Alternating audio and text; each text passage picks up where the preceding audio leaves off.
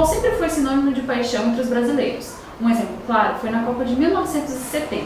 Como mostrado no filme O Ano em que Meus Pais Saíram de Férias, Pelé e companhia sempre trouxeram alegria aos torcedores, fazendo-os esquecer por um instante a carnificina que tomava conta das ruas.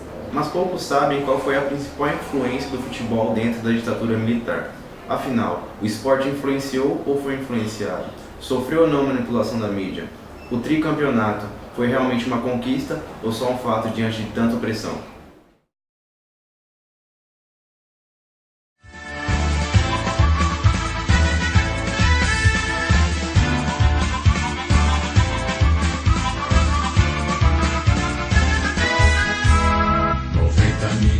Em ação, pra frente Brasil, do meu coração. Todos juntos vamos, pra frente Brasil, salve a seleção. Estou no jornalismo esportivo há 10 anos, então comecei praticamente na infância esse amor pelo esporte, pelo jornalismo esportivo. É algo que eu paulatinamente já me via definido a seguir nessa profissão. O princípio de tudo partiu pela minha paixão pelo futebol, né? Sempre fui um apaixonado pelo futebol e por esportes no modo geral, né? Olha, eu tenho ouvido ultimamente, até não vou citar a fonte, mas tem um conhecido jornalista esportivo que diz que o futebol é a coisa mais importante das menos importantes. Eu discordo dessa tese. Eu acho que o futebol, para o torcedor, para a nossa sociedade, como um papel de legitimidade, de uma autoafirmação. Em 1968, se eu não me engano, o Brasil vivia um momento de turbulência política muito grande, né? Existia o lado da população que apoiava os conservadores, né?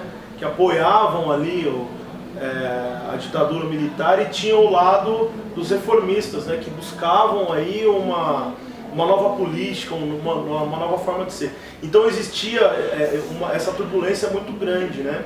Principalmente depois da morte de um estudante, e isso ampliou, né, essa revolta dessa parte reformista, né, da população.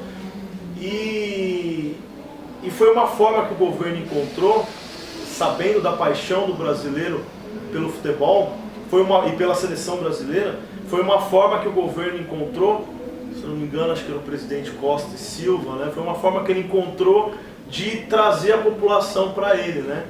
Então, ele se aproximou da seleção brasileira, criou a loteria esportiva, fez jantar com os jogadores, tudo para mexer exatamente com a seleção brasileira e ampliar essa paixão do brasileiro pelo futebol e pelo Brasil às vésperas aí de disputar uma Copa do Mundo. Que na época da ditadura, mais especificamente falando, o que houve? Houve uma apropriação realmente do regime militar sobre a seleção brasileira, que tinha um papel ainda mais importante do que nós temos hoje em dia. Tempo atrás, era chamada Pátria dos Chuteiros. O Brasil ele tinha também com a seleção brasileira esse entendimento de importância, então tinha um papel decisivo nas escolhas da nossa sociedade. A partir de 64, com o golpe militar, com a intervenção militar, em 1965 foi criado o Partido Arena, né, que era o partido que ele veio para dar sustentação de base política ao regime militar. E desde então, né, o Médici, na época propriamente da Copa de 70, que era o general que estava na presidência da República, ele fazia algumas intervenções que hoje seriam inadmissíveis, mas que devido àquele momento político ao qual atravessava o Brasil, um momento realmente de extremismo, um momento na qual as opiniões elas se baseavam muito no que havia um direcionamento da ditadura militar. E naquele ponto, na definição da Copa de 70, por exemplo, se a gente pegar por base histórica, o João Saldanha, que era o técnico, que foi o técnico de 67 até 70, que fez as eliminatórias, já que o Brasil havia sido eliminado na primeira fase da Copa de 66, ele não dirigiu a seleção na Copa de 70. Quem foi o técnico foi o Zagallo. Mas muito disso por conta da sua filiação ao Partido Comunista Brasileiro. Ele era um jornalista que era conhecido como João Sem Medo, porque falava muitas coisas.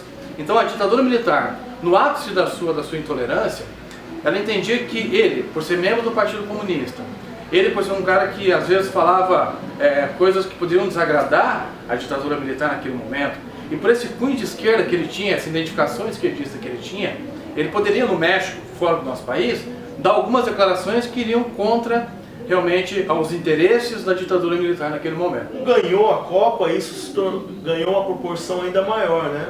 Então, eu acredito que também foi uma forma ali do brasileiro, da população no todo, mostrar um patriotismo maior ainda, né? E reforçar que a população, acho que em sua grande maioria, estava insatisfeita aí com a política atual, né? Então, assim, eu acho que o governo tentou utilizar a seleção brasileira para abafar uma situação de momento, eu acho que até conseguiu, infelizmente, pelo título da seleção e pela população ter abraçado a seleção brasileira na época, então se ganhou a Copa do Mundo e esqueceu dos problemas, né? A intervenção militar ela foi muito forte. Primeiro na escolha do treinador, na qual o Zagallo, que até então não era o técnico da campanha das eliminatórias, foi o treinador que de fato conquistou o caneco, numa base montada pelo João Saldanha nos anos anteriores. Então assim, eu acho que nesse momento a ditadura militar ela se beneficiou do sucesso da seleção de 70 para fortalecer um regime na qual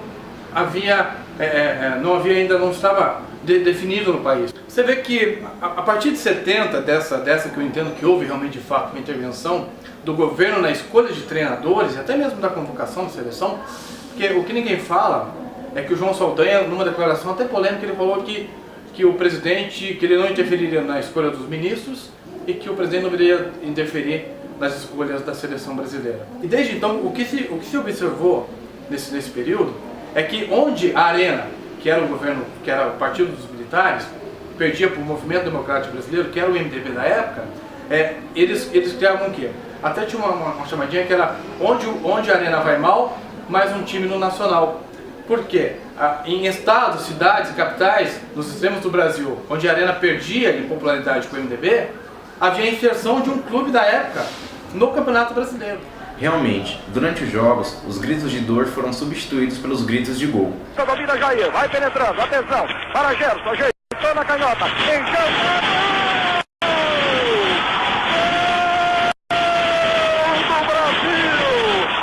Talvez a seleção não tenha mais tamanha técnica, mas isso não importa. O que importa mesmo é que a nação não é mais cativa, que o povo tem o poder e o som que ecoa é de liberdade, ao invés dos gemidos inexprimíveis.